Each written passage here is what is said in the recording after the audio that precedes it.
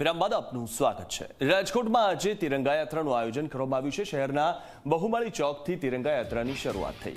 કૃષિ મંત્રી, ધારાસભ્યો અને મેયરે યાત્રાનું પ્રસ્થાન કરાવ્યું। રાજકોટ મહાનગરપાલિકાએ કર્યું છે તિરંગા યાત્રાનું આયોજન, ત્યારે સ્વતંત્રતા પર્વની ઉજવણીના ભાગરૂપે આ આયોજન કરવામાં આવ્યું છે।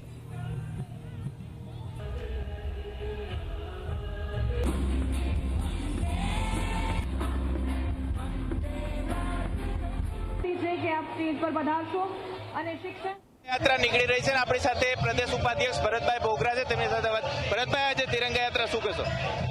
સમગ્ર દેશમાં હર ઘર તિરંગા અભિયાન આ નારો આપનાર નરેન્દ્રભાઈ મોદી સાહેબના નારાને રાજકોટ વાસીઓએ ખરા અર્થમાં સાર્થક કર્યો છે।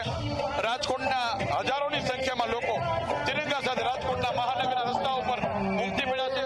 દેશની આનબાનને શાનને વધારવા માટેનું રાજકોટ વાસીઓને અભિનંદન આપું। ખાસ ઓપરેશન સિંદૂર પછી સતત ધમકીઓ પાકિસ્તાન આપી રહ્યું છે, હજુ પણ કઈ રીતના જુઓ છો? પાકિસ્તાનને ખબર નથી આ નરેન્દ્ર મોદી છે એવી ગીચર ધમકીઓથી દબાય એવા નથી।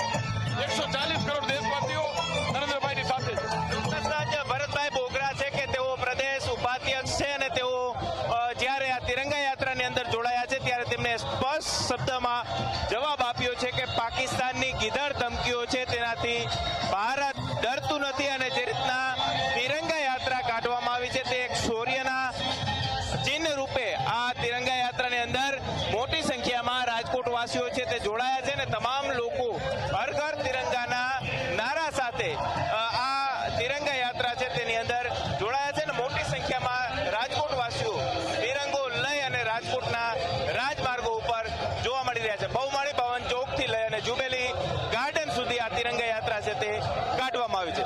કેમેરા પર્સન ઉદય પવાર સાથે ગૌરવ દવે, ઝી મીડિયા, રાજકોટ।